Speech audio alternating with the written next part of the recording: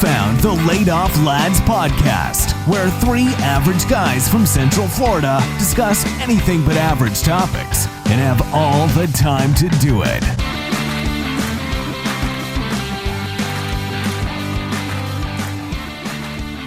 Welcome to the Laid Off Lads podcast.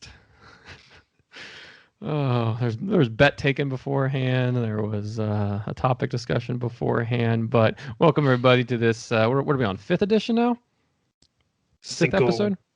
Mm-hmm. Fifth episode of this podcast abomination. Thank you all very much so far for your listens, likes, loves, supporting, following, sending us DMs. We really appreciate it.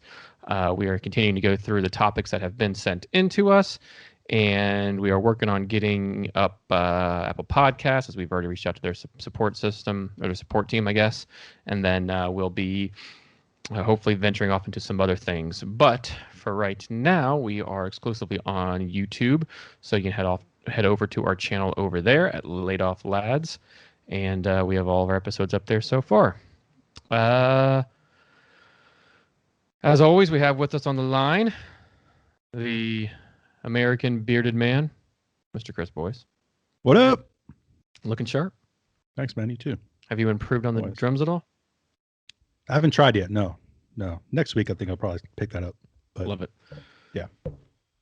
And then over with us, the man bun, bearded gentleman, Mr. Phil Ngari.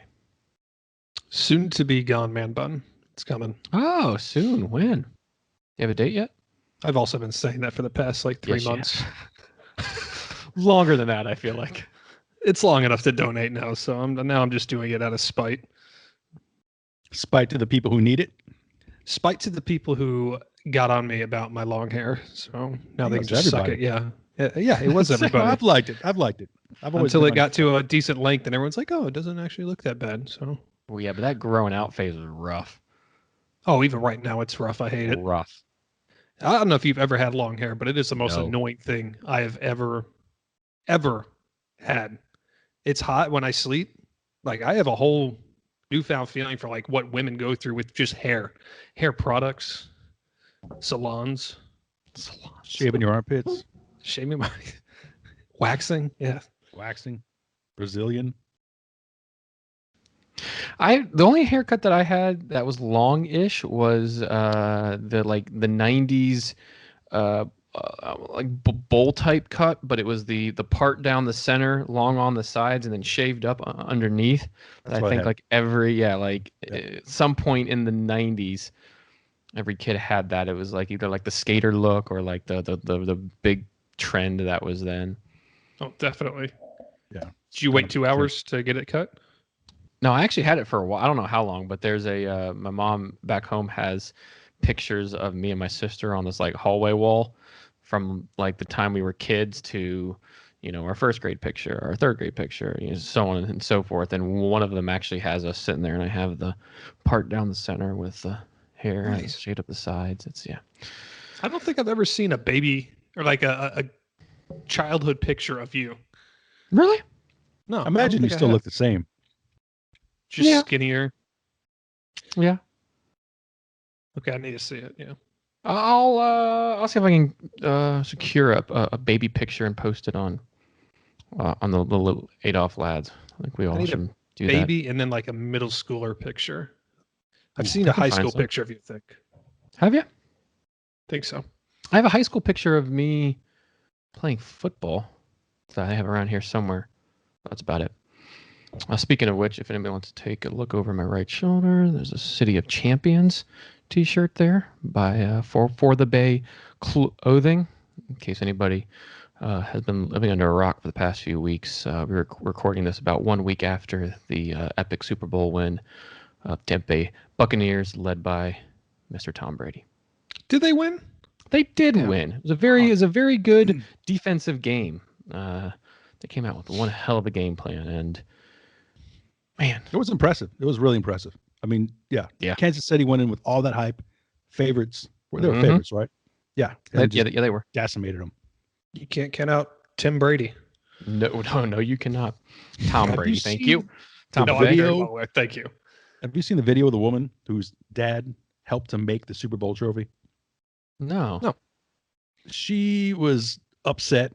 Her dad and silversmiths who make this trophy by hand. She was upset that Tom Brady threw that trophy from one boat to another, saying it was disrespectful to all the people who made it. Yes. Asked for an apology from Tom Brady. So I went through that thread, the Instagram thread. I figured out how to use Instagram, which one, freaking amazing. And counted how many times they used the word Karen throughout the comment section. It was quite often. Nobody was pleased with her asking Tom Brady for an apology for throwing his trophy from one boat to another. If you want anybody throwing it, you probably want the greatest to ever play the game to throw it there. Even though he was a little bit in his cups, if you will, which, you know what? Good for you. Hammered. You weren't driving. You were on your $2 million boat. You listen, you won your what was it? His seventh? The sixth. Seventh. And 1 year after leaving the team that you won the past 6 with, and you've never had all the parades he has been like snow and freezing. Dude, you wear short sandals. You're on a boat just cruising the bay. Like, good for you. I saw a lot of people upset about that. Oh, you shouldn't behave in that manner. He's a human being. Like, the dude just worked his ass off and brought a championship to a team that was a laughing stock for the past 15 years. And you can sit there and go, oh, is this piece. And yes, a lot of pieces, takes to win it. But without him, Gronk's not coming. Antonio Brown's not coming. Leonard Fournette's not coming. And all of them scored goals. Or goals. I'm watching soccer. Upper 90s. All of them scored touchdowns. The defense doesn't have a confidence if they know that we do our job, Tom's going to do his. Yep. So, 100%. Let loose a little bit. Have fun. Get yourself a few weeks off and then get back to throwing in preseason. Anyways, this is not the Tampa Bay Bucks podcast. This is the Laid Off Lads podcast. God. Sorry for derailing us a bit. But our first segment we move over to is the classifieds. And we had another interesting topic discussion sent in by a friend of the pod named Heather. Her Instagram handle is Espresso Then Thrift. That's a good motto to live by. And her topic that she actually sent in to us that we found would be an interesting talking point for the classified section is budgeting money while laid off. Yeah. Being that we're all laid off, we've had to do that in some capacity. So, some capacity, you definitely have to plan. Yeah. Definitely. Yeah. I mean, the moment you get that severance check, you just have to wait to see how much taxes are coming out of it, and then from there, you got to make sure that sucker lasts you until you find something else. Because I tell you, with this unemployment stuff going on, I've seen one check. And that was it. Really? You've also had some issues that. Oh, but exactly. But the thing is I can't get in touch. I can't get in touch with anyone. I've tried. I mean, I wake up 8 a.m. every morning, try to call, and nothing. I can't reach a supervisor. 2 weeks ago for 5 weeks worth of pay because I didn't think about it. Went into the site, and the very next day, all that money was in there. Yeah, for all 5 weeks. It was the same. You're a piece of it's your hair, man. I'm going on like 2 months and I can't, for some odd reason, I can't. Had like a fraud issue that you have a more issue of not being able to contact somebody there to actually address your issue. But if you are applying and doing it the way it does online, it's complicated. Like it's not as easy as you think. You just click a button and say I'm unemployed. You got to put 5 places you search for jobs that week, and it's a little bit of an issue. And just getting into the site, like I don't understand how you can log into an Amazon site, anybody can across the world, but yet into this like government site, you have to get into like a queue and you have to wait to log into the site, and only so many. Like, what the hell kind of servers do you have? Are you guys still on dial-up or something? Well, you got to figure too, though, with considering the state of Running Man. Yeah, the state of everything that's happening right now, they've got to be inundated. I wouldn't, if I worked there, there's no way I would answer a phone. Yeah. And boys, that's a good point, because maybe a lot of people are working from home and it requires a certain server to be on and have it do that. But anyways, I mean, yeah, when it should be stated that yes, we all have to budget during this time, regardless if you have a job and you don't. But since we are laid off, that becomes even more methodical, if you will. But we also had the fortune of all being paid out a certain amount of severance, and that was depending on each of us. And no, we will not share those or go into the details of that. But we are fortunate enough. There are so many people in the world that did not have that luxury to receive a payout, if you will, from being your business closed down. You're no longer have a job. You can't perform. You can't do this, that, and the other. So believe me when I say we are all very, very aware and fortunate that we are in a boat to receive some sort of payout. And all of ours were different, of course, and taxed and yada, yada, yada. But we definitely want to make that well known. But boys, since you were the first laid off amongst us, what was kind of your plan on the my plan? And just like you said, the severance was an absolute blessing. I cannot thank the former company enough for that. That was, yeah, definitely huge. So taking that money aside, I had a sort of my plan and my strategy was to take that chunk of money, put it into my savings account, and then every Friday would take it from my savings and put the equivalent of what went into my checking.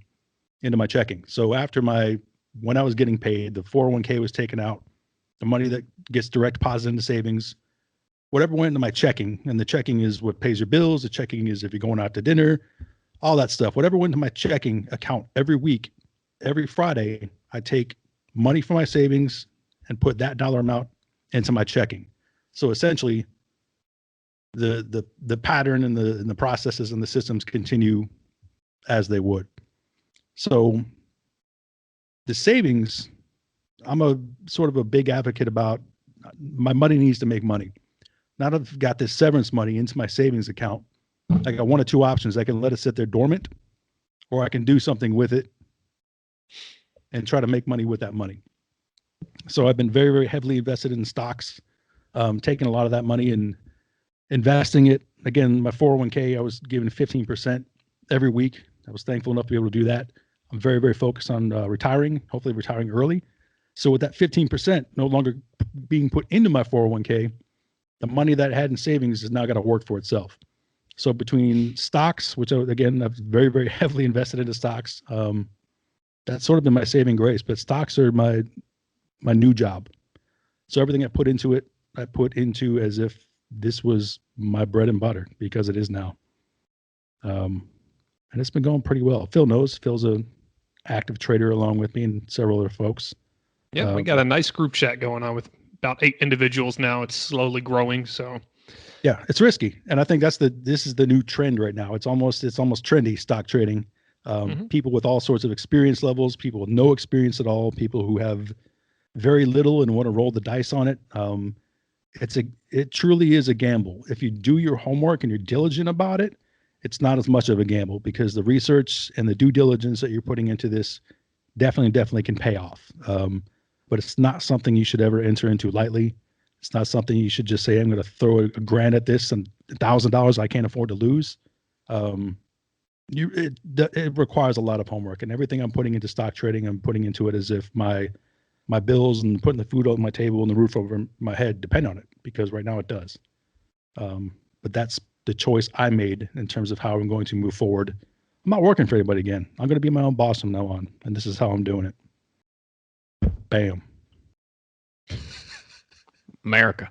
You gotta have a strategy. Well though, done. Man. Well Gotta have a done. strategy. I mean, I commend you for going that route and doing your own. And you are a very, very smart guy that I have no doubt you will be successful in that. And if you want to retire early, I'm sure you will.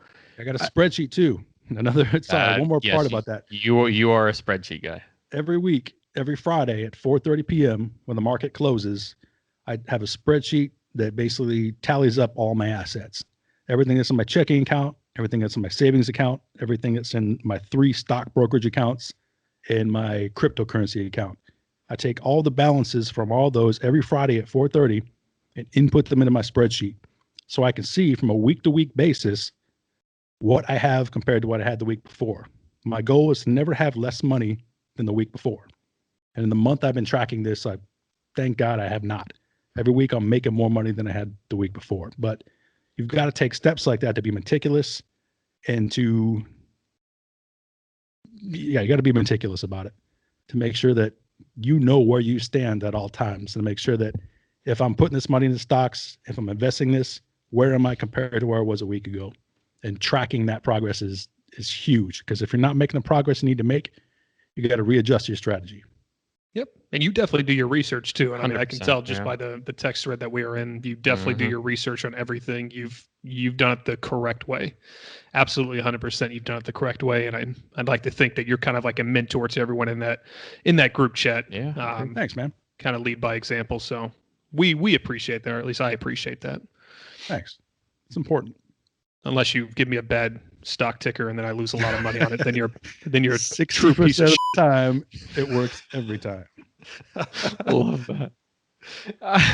I mean, I've slowly gotten into the stocks, and I'm only using money that I acquired at the former place of employment to kind of not cash out after investing in those stocks through them, through the program that was there, and then putting them in and kind of just slowly learning. I'm not doing anywhere near the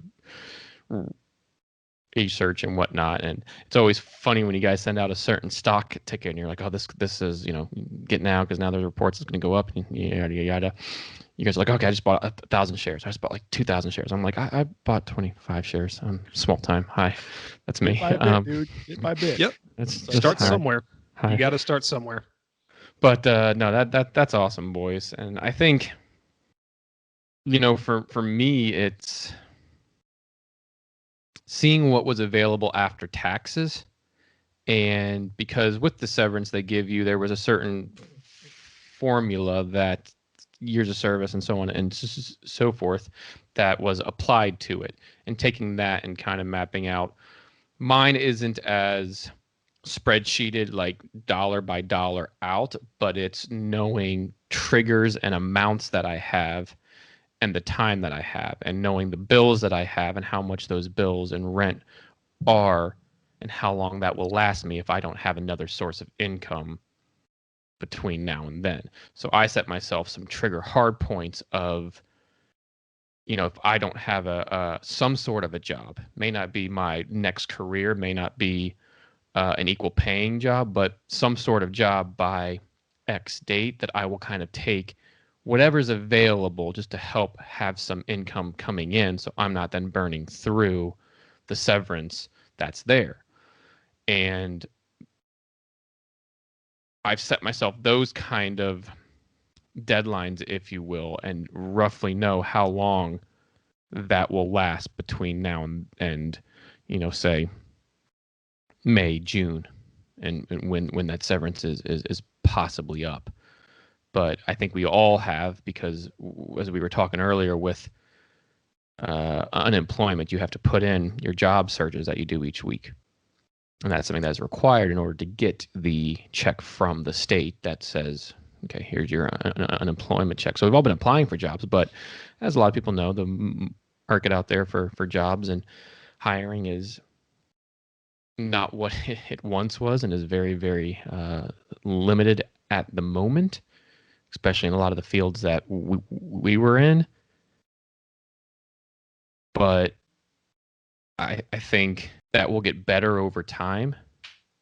And if you are somebody like probably myself and Phil that aren't near that retirement or as wise as Senor Boyce is with his thinking and mindset, that applying for the next career type job will open up. But who knows when that will be. So you have to make a living and you have to plan accordingly to kind of float you between that and now. And budgeting what you have to float you is key. You can't just sit there and go, oh, I have this check and I can spend what I want at will. No, you have to be aware of what your bills are, your finances are, who you live with, who your girlfriend is, your boyfriend is, your partner is, and the bills that you share and where they're at. And you kind of have to just have all of that in mind But you can't just sit there and go, I have this, I'll find something, and I just have time on my hands, and I'll just kind of wait and just see it out. No, you have to have some sort of understanding and some sort of deadlines in your mind of, at this time, if I don't have some source of income coming in, I'm going to be in trouble. I think it's a great lesson for everybody, not only people who are recently laid off, but the people who are laid off and the things that we are doing to map out our lives financially. People who are still working full time and haven't been affected need to take this lesson and say, in the event I am laid off, how am I currently mapping out my finances being fully employed? Can I live for 6 months if tomorrow my job is cut?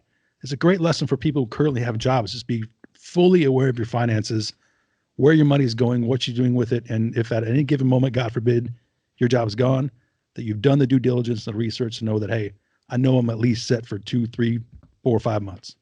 Mm-hmm. So, no, absolutely. Cool. Phil? Oh, hey. What's kind of your mindset on it all? For me, I would say my situation was a little bit different. Again, I had my previous employer paying 75% of my school tuition. That is no longer the case. Obviously, since being laid off from there, I'm now putting myself through school. So now I have to calculate that added expense into my budget. And I recently moved into my own place. Obviously, was not expecting to be laid off. So I've got a higher rent than I had previously expected. And you also have to take into account things that were an added benefit for being at work and things that were kind of taken away from driving to work. Like for me, I calculated out, I spent about $1,400 in tolls every single year just driving to work. Wow. But now that I am laid off, obviously I don't drive. I don't pay that much for gas. I don't pay tolls. I kind of just drive around my city, and the longest drive I make is maybe 15, 20 minutes out of the way. So I'm saving here and there on little tiny expenses that could have added up had I been employed. Now, obviously, when I was at work, we received discounts on certain things like food, and I would have maybe 1 to 2 meals a day because of how often we would work. Now I'm finding myself eating and drinking quite a bit than when I was previously at work. So you have to kind of calculate all those types of things as to habitual situations that you have to cut and kind of get yourself out of to budget appropriately, I guess. No, and I think that's a good point, though, from you, because a lot of people they don't take advantage, but not really put much thought into when you are working. If you're working, you're not spending money. Correct. You're not going necessarily out to lunch. You're not driving down the street to go to get coffee. You're not on your phone going, oh, I want to buy this off of Amazon. You're busy. Like your time is busy, so you're not spending. But when you spend is when you're so you kind of, even if you're at work, you get stuff on discounted, or you're able to spend less than what you would on the outside world. And so I think that's a very good point, just kind of taking that into account as well. The urge to spend money is definitely there. The urge to burn through. I mean, obviously, when you get a severance check, it's a lump sum of money. It's not like you get paid it weekly. It is a lump sum of money. The urge to spend that lump sum of money is very high, because when you're sitting alone at home, you want to shop. Again, you go through the emotions, you go through the depression of being laid off. And what do you do when you get depressed or just put in a real shitty situation? You want to spend money on things that make you happy. So I kind of take those things into account with my budget. I mean, obviously, I have invested a very significant amount of my budget into the market, learning as I go, just trying to make money. And thankfully, I have been very smart with the decisions I've made in the stock market, and have been able to see that return to where I feel comfortable. But had I not had that, I couldn't imagine myself being okay for 3 to 4 months or 4 to 5 months on just what was given to me, especially putting myself through school and having those types of expenses. So I think it's just you have to plan accordingly. As Boyce said, you have to plan accordingly. And right now is a good time to do it. If you don't have a plan B, you better start looking for a plan B, because that creeps up on you real fast. Something, I mean, that hit me out of left field. definitely took me by surprise. So I was one of the ones that just wasn't prepared for it. So luckily I had Ferris and Boyce to kind of lean on to get their advice on, and they helped me out a lot through this. Well, and for everybody, think about this. Think about the moment that you're listening to this right now. Think about what you were doing this time last year. A lot changes in a year. Mm-hmm. And a year goes by very, very quick. On February, we're recording this on February 15th. Now, this probably won't drop until next week, but in that time frame, coronavirus really wasn't a thing. Everything was going full blast, jobs, everything. There maybe was like this report out of China that was there with 1 or 2 instances or whatever it was, but it wasn't until March when things really started to shut down and the city was on lockdown. So think about a year from where you were now and how fast and how quick, how much has changed. And maybe a lot didn't change for you. Who knows? But I don't think that's the case because a lot changed because we now have to wear masks. There was a lockdown in most areas for at least a month. So there was a lot of changes in a year. So yes, plan B, being aware, being not oblivious to the world around you and your own finances is a very, very key thing. So thank you to Heather again. Her handle is Espresso Then Thrift on Instagram. That is a very awesome topic and one that we found went right up the alley of our section for the classifieds. We're going to kind of snowball off of that. And as Phil was saying, when you get that severance check, if you get that severance check or the not the unemployment, the other ones. You get more the checks? COVID relief one. The stimulus. A lot of people. Stimulus check. Thank you. Yes, I could not think of the name of it. A lot of people get that like, oh man, well, my finances are good. I still have a job. That's an extra $1,000 or just $600 or whatever. And you know, we're all human. We like to look at things and I've been wanting this for a while. I've been wanting to do this for a bit. And oh man. So as we were kind of talking before the pod about just because we don't really talk about the topics up until literally we turn on the Skype and start to kind of discuss and go, okay, here's the format. Here's how we're kind of go through all of that. We were talking about the biggest purchases that we've made since we've been laid off, whether it's something that's frivolous or you've been wanting for a while.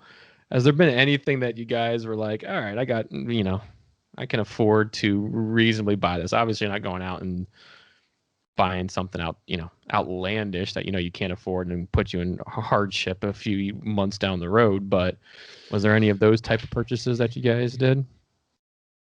All the time. When I tell you that, like, I told you the urge to spend the money, it's there. It is absolutely there. You got time on your hands. Like, oh, that looks cool. You got time in your hands, and I've been picking up side jobs here and there to earn some extra income. But like I said, when I do kind of well in the stock market and going through the year that I've had, I want to treat myself, and damn well do I treat myself. So, yeah, I took a trip to Vegas for a buddy of mine's bachelor party, and you had that plan though prior to, right? Not prior to being laid off. I don't think. Maybe it was. I thought you did. Like not much more earlier, but I thought you had mentioned something about regardless, when I was there, I spent money. Like you're in Vegas. I gambled. As I discussed in the previous pod, I gambled quite a bit. Lost some, won some, but mostly lost a bit. But again, gambling to me, fun. It was a little bit of extra money that I could spare. One thing that I have figured out that I spend the absolute most money on that I need to be careful with is beer and coffee, because that adds up. Yep. That adds up. When we're going to a brewery 4 times a week, 3 times a week, going to Starbucks 5 times a week, that adds up. And I keep looking back at like my bank account and I'm like, ooh, like if that went to like a graph, like a pie chart, there'd be a massive chunk of beer and coffee. That's a good one, man. That is a good one. I'm not a coffee drinker, but the beer one, absolutely. It's true, isn't it? The Starbucks fix is strong with this one right here. It's got the shirt on. No, well, actually, this is a shirt that my girlfriend Ariana got me. That it's like it's a shirt brand. I'll have to get you the shirt brand that makes these like they take like very famous logos and they make like not fun of them at all, but like they kind of change them slightly. So this is like a skull and bones in the shape of the Starbucks figure. Huh. But I don't know if you can see so that. they can sue you for that. Nice. No, It's not like me. The Coming to company, I just America. bought the shirt from the Yeah, right. company. I don't even know what company does. Coming to America. Shirt, but Theirs is McDonald's. Ours is McDowell's. They have the Big Mac. We have the Big Mick. They have 2 all beef patties, special sauce, lettuce, cheese on a sesame seed bun. We don't have the sesame seeds. Just a little bit to change to keep it from copyright infringement. It's brilliant. Exactly. But Yes. so what's this like the single? If we had to go single purchase that you have bought, that's like, all right, that was my one like spender. I mean, you convinced me to buy an Apple Watch. and Yes, welcome to the club. That one, it wasn't too expensive. I got No, a but dog still. yesterday, so that's incredibly expensive. Expensive in time, yeah. I would say maybe the Apple Watch, something I didn't 1,000% need. Kind of an added little luxury, but I'm using it for health reasons, and it's just very nice to have. Awesome. Congrats on your Apple Watch. I know what yours is going to be. Well, yes, mine goes along the Apple line, and it kind of, I think Boyce did this too when he was laid off. So when positions each of us are in, we had company laptops that were given to us at the time, and I had a laptop that was from like 2013 or something. It's quite old and slow, and doesn't quite work as well as the one that I was given there. So recently, the laptop I'm actually using to record myself and listen, or for you to listen to me on, is one of the new MacBook Airs with the M1 chip. It is quite a amazing machine, and I've never had a Mac. I've always been a Windows guy, but man, this thing's cool. I love it. Tell the real that's not- story. Tell the real story as to how you got a Right. Mac. Not What's the that real that story? your old computer is a piece of shit, asshole mother. Whoa, piece of shit. Larry. Wow. Wow. Kids show. No, No, it's not a no. kid show. According to I know it's not a kids show. YouTube, I It's not. clicked not for kids. No, I clicked. Oh, I know. I don't know what that like. Oh, yeah, I clicked not for kids because that allows comments to have or whatever. But anyways, what's the real? I went back and forth with it. It's a big purchase. Tell the story on how you actually made the decision to get an actual, to get your Mac. Because the amount of times I sat across from you at Starbucks as you were cussing up a storm towards your piece of shit computer. Yeah. You're right, absolutely right. It was a piece of shit, this piece of shit computer that is so freaking slow that can't do anything. There it is. The sound card is bullshit on it. The processing speed is fucking terrible. It's slow. It's what happens to machinery and devices over time. And I wanted something, and if we were doing this podcast, and if I'm trying to actually do semblance of working on resumes or applying for jobs, this, that, and the other, I need something faster than a mouse running in a wheel and then dialing up a phone line. It was so slow. That's not a splurge. That's a necessity. I did the same thing. You're not splurging. Correct. I know you need bought this to to move on. but it's still, but it is a splurge because I don't just spend $1,000 on myself. Like I'm not that type of person that would just all of a sudden spend. Like, But would you have bought that laptop had you not lost your job? I would not have bought this laptop. No, had I not Right. lost my job. That's how I view my laptop. I don't have a job anymore. I'm going to need this device in order to progress my life and move it forward. Yeah. And that's obviously was thought into it. And I did my research beforehand and knowing what I had and what would be a better processor and have the right kind of RAM and gigs and yada yada yada. I did my research on where those price ranges were for both Macs and non-Macs. I've never had a Mac, but they're all in the same price range. So what are you getting the most bang for the buck with? And that's where my big purchase of this came from. And it's already paid off and it's done and it's great. But I'm not somebody that's just going to drop even $100 on something without like a hesitation or like a thought behind it. That's like, okay, what am I spending this? Am I going to use this? Am I going to need this? Is this going to last me for a long time? Is it just a want, or is it this a need? Okay, if it's a want, can I actually afford it? Yada yada. Love those things. But he was telling the story very nonchalant. But I wanted to give a true impression of how it really is. And you see, boys, how easy it is to trigger him. Do you see? All you got to do is just raise your voice, and then he gets triggered. He didn't throw anything against the wall, thankfully. He did not yet. There's still another topic to discuss on this pod. So who knows? Wow. Boys, like I said last week when it came to another two separate subjects in terms of spending, but I am just I'm frugal as shit. I'm not a big spender. I just went through about the past 6 months of my Amazon purchases. If I'm purchasing anything, it's on Amazon. That's the only place I buy. That's how to do it right now. Yeah. So I'm flipping through 6 months where I say, okay, what do I have on here that might be even considered frivolous? There's nothing on there. Nothing. The last thing I bought was underwear for my son because he's been freeballing it for the past year. Refuses to wear underwear. And so I'm like, dude, you're going back to school now. You're back at school face to face. You're not doing virtual anymore. You have to wear underwear, man. He's like, I don't like underwear. It's not comfortable.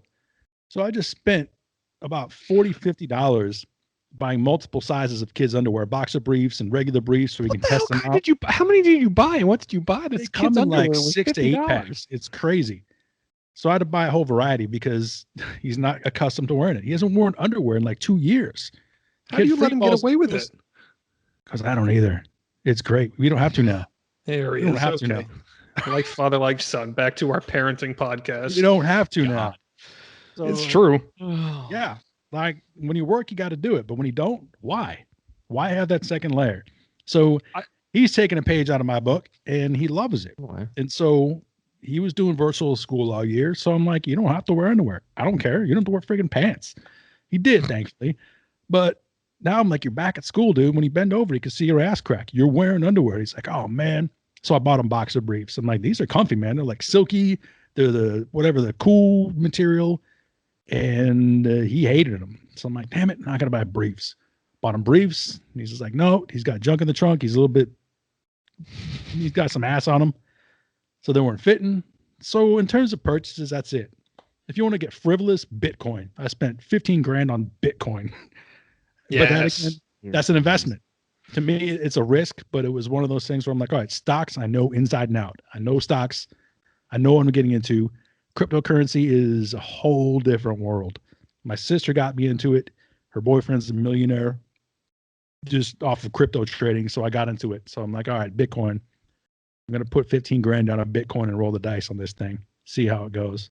So if you want to talk about splurging in a weird way, knowing and hoping that it will make you money, that was probably my most risky thing. I'm up 7 grand though. So children's underwear. I've got nothing on my Amazon list that is remotely frivolous. Wait, time out. I got a sidebar question. Hold on. All right.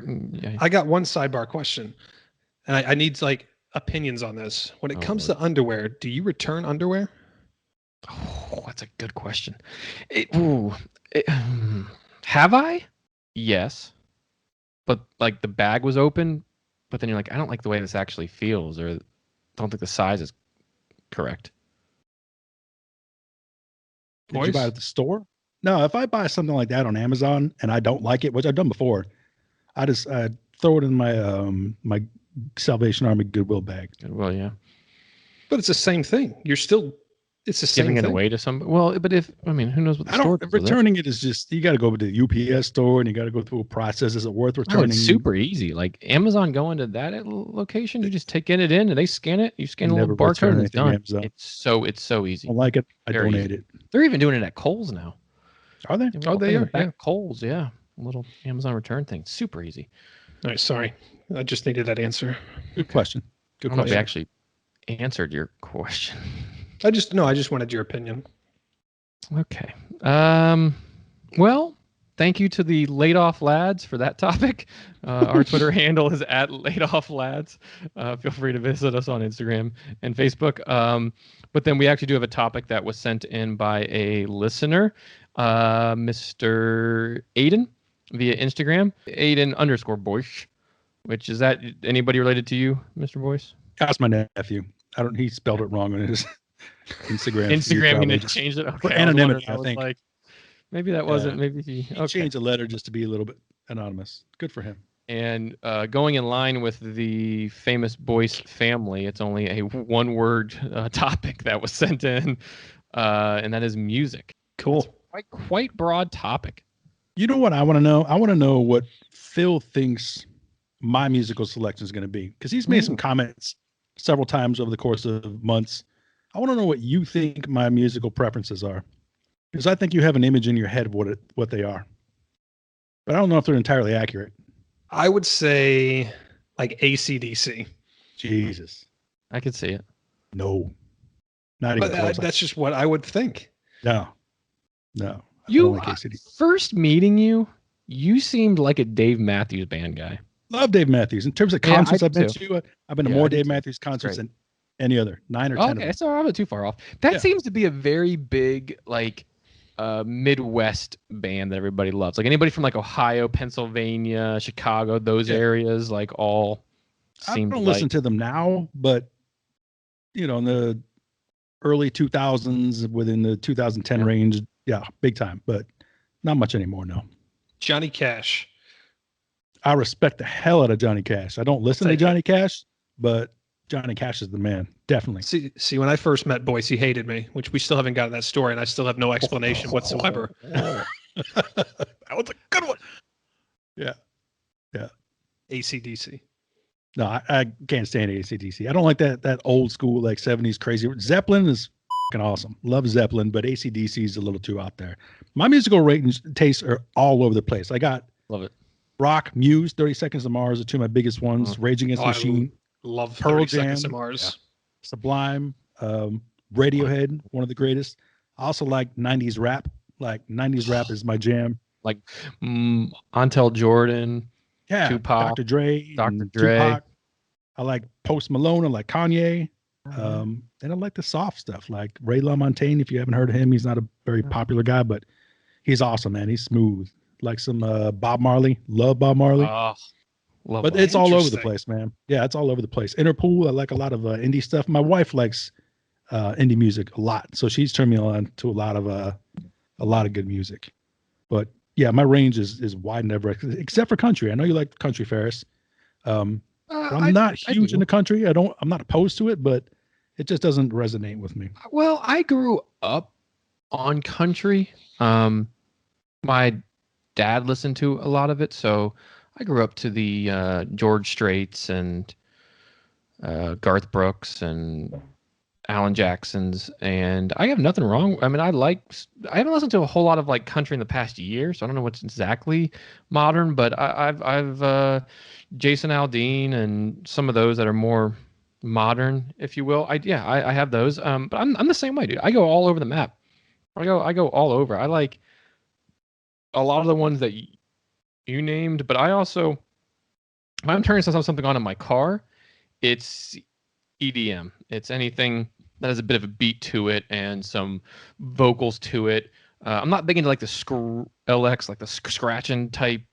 I just not that comfortable for my ears when I listen. But anything along the lines of Gareth Emery, Tiesto. Anything you would hear at a rave. No, not necessarily a rave, because that goes more in like the Armin van Buuren's, where it's all just electronics. I don't mind that. I want a little bit of singing with Armin's that. not as electronic. Well. No, but Armin's one of my favorite. He's not electronic at all. You're he thinking of does go Skrillex, there. Hands down, Dead Mouse. Like, See, I'm you're not thinking of them. Mouse. I don't mind them. Got Hardwell. Some Okers. I like. Yeah. There's a whole bunch of DJs out there that I like. Kygo.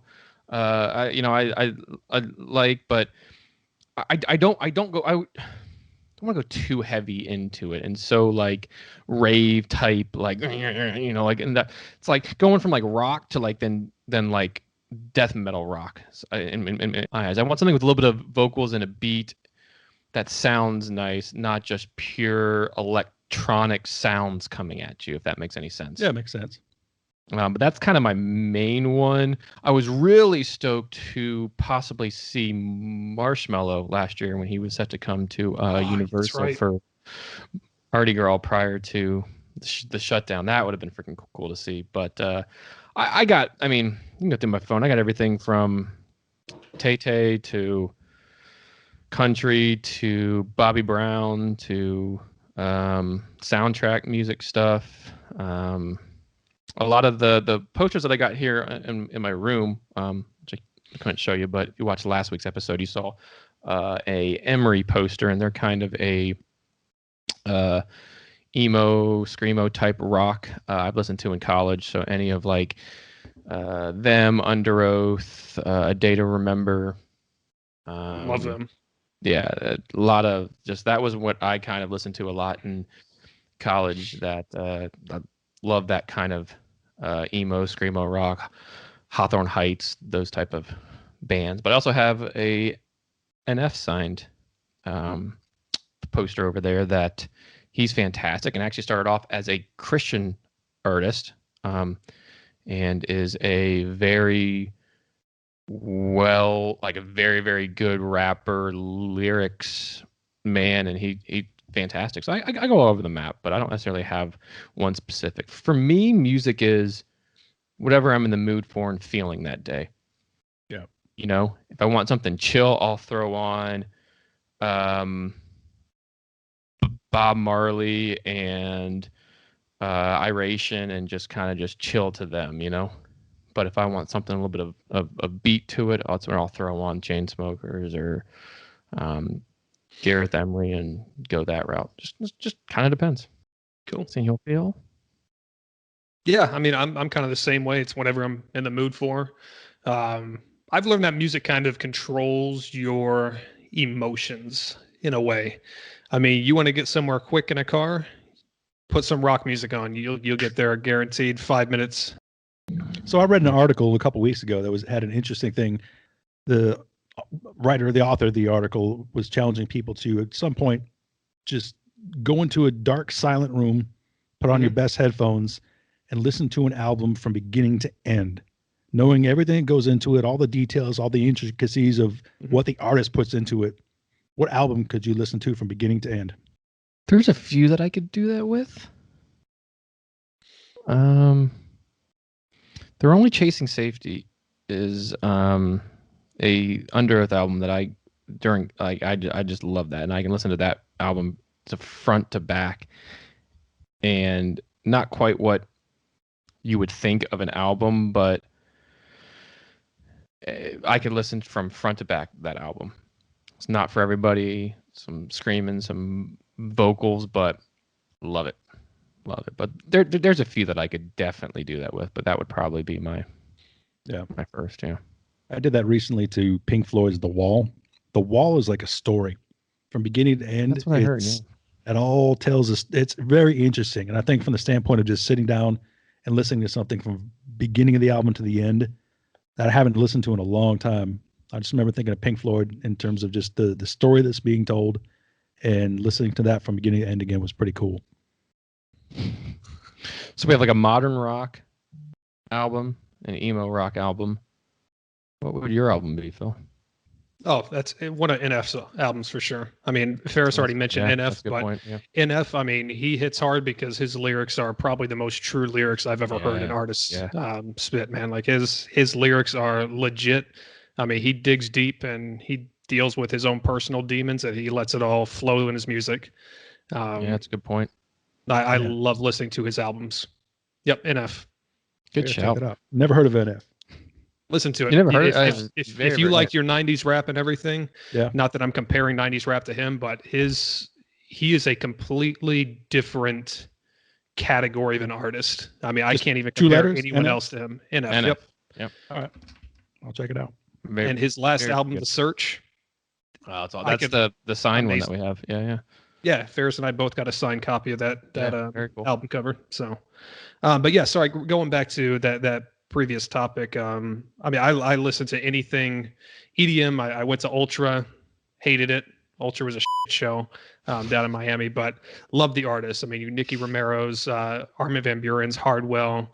I loved every bit of their music. Just the crowds sucked ass. I listened to Linkin Park. Linkin Park were one of my all-time favorite rock bands. Yellow Card, Taylor Swift, and I personally I love finding new artists. I love going out of my way. I love like searching through YouTube to try to find different kind of covers, different kind of sounds to a song that I like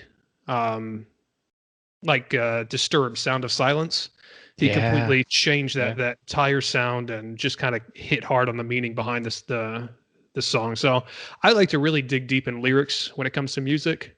And then if you mesh that with a badass beat or a good melody, sold. Yeah. One of the things in college that somebody hooked me on to that was just kind of like finding new artist in a way was one of the band members of Incubus, I think it was. I don't remember whoever they were, but they're a fantastic band. Really like early 2000s, I guess. But one of them had an offshoot band that was like this jazz band, and they were called Lapse Consortium. And we would play cards hours at night and just have that on the background. And it was just like this new age type jazz that was just so chill to listen to, and the artistry that they put into that. And it was only one album back in I think 2003, but it's when you find new stuff that maybe you didn't listen to before, or is slightly different than what you listened to before, and you're like, oh, okay, I like that genre, I like that artist that's a part of that, let me have a listen to that, see if I like it. And now with things like Apple Music and Spotify and everything else, and you can search for something real quick, and boom. I like that Spotify takes the things you would listen to and sort of says, hey, you might like this also, and creates almost like a playlist of things that are comparable to what you listen to. And that's how I find a lot of good new music. Spotify's great. Love it. Awesome, gents. Well, that is going to wrap us up for this pod. Thank you again to Heather and Aiden, who sent in our kind of topics of discussions. We greatly appreciate everybody out there, the support, the likes. If there's anything that you think we can do better, or you want to hear from us, or want to see us do, to an extent, obviously, but if there's anything that you would like to discuss with us, you can reach out to us via Facebook or Instagram at the Laid Off Lads. You can subscribe, please, to our YouTube channel and listen to and watch all of our previous pods. We're having a lot of people help us out with some things, one of which being Boyce's wife, Mary, who's adding in the graphics and flow of this recorded podcast and adding a little bit of spice to it, which has been such a big help. And you can actually kind of see some of the things that we're talking about will pop up on the screen. So thank you to her for helping us out. And we have a website that we're working on. Phil, what's that? Layofflads.com. It is live and up. And if you guys have any topics that you'd like for us to discuss, there is a link on there for you to go ahead and drop it in, and it'll go directly to us. Go directly to our email, which is layofflads@gmail.com. So we do own that domain now, and it's just pretty simple and kind of streamlined the name to all of the channels you can find us on. But thank you to everybody out there. We will continue to do this each week. And again, if there's anything you want to hear us discuss, any feedback you have for us, just shoot us a line. Anything else, boys? Thanks, guys. See y'all later. Thank you. Bye. Thanks for listening to the Laid Off Lads podcast. And if you're hiring, well, you know where to find us.